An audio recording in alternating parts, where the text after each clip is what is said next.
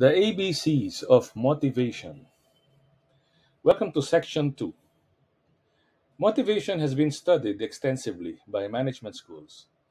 Many books were also written on the topic. Motivation is an important element in fueling a company into action.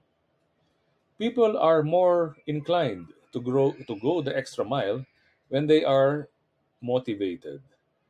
On a personal note, we tend to be more successful at what we do if we are self-motivated.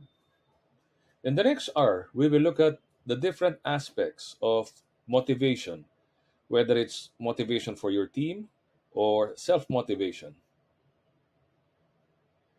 As per academic study, there are two types of motivation.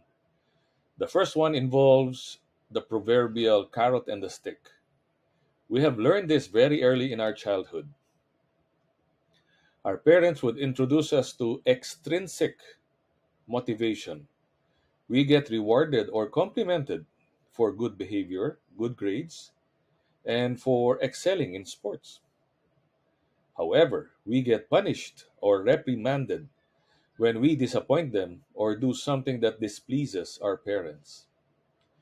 My parents used to treat us with chocolate ice cream when we get good grades. They knew that this is, the favorite of my brothers and sisters.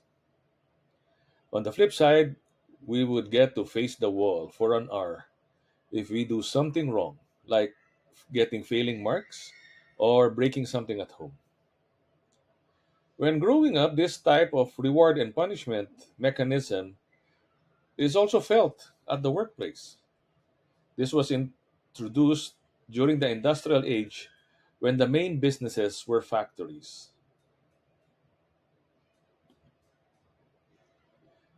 Please share a few intrinsic motivation examples that you can remember either from home or from work.